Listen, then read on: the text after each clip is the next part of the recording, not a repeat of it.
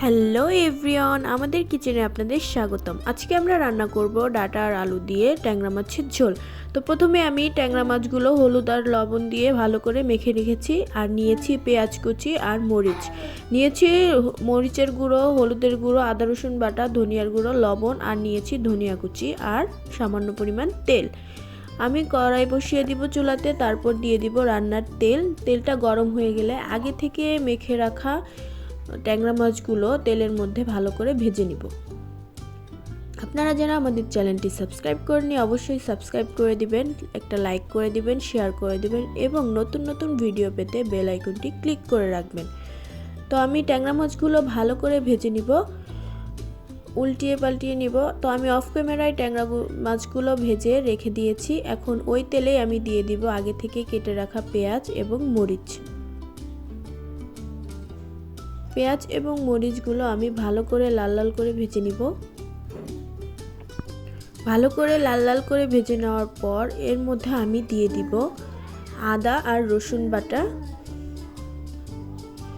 আদা রসুন বাটা দিয়ে আমি ভালো করে ভেজে নিব, কারণ আদা রসুনের একটা কাঁচা কাঁচা গন্ধ থাকে।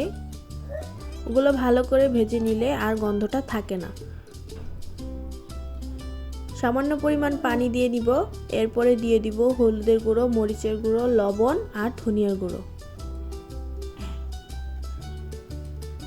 দিয়ে ভালো করে নেড়ে চেড়ে নিয়ে কষিয়ে নিব মশলাটা। ঢেকে দিব 2 মিনিটের জন্য।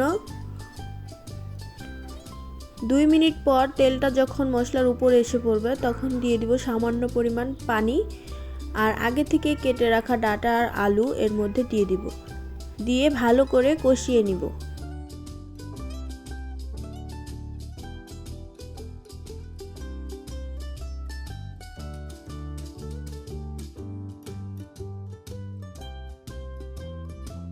ঢেকে দিব 5 মিনিটের জন্য। দেখেন আমাদের সবজি থেকে কতগুলো পানি এসেছে। 5 মিনিট পর এসে এগুলো ভালো করে নেড়ে চেড়ে নিব। আমাদের ডাঁটার আলুটা এখনো সিদ্ধ হয়নি, আমরা এগুলো ভালো করে নেড়ে চেড়ে আবার ঢেকে দেব প্রায় 5 মিনিটের জন্য।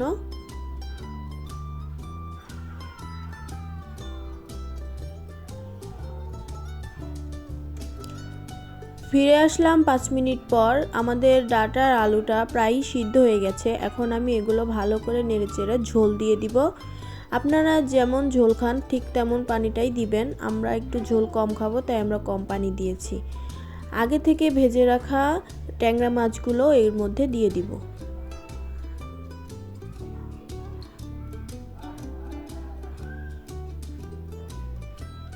ট্যাংরা মাছগুলো এর মধ্যে দিয়ে আমি এগুলো ঢেকে দিব।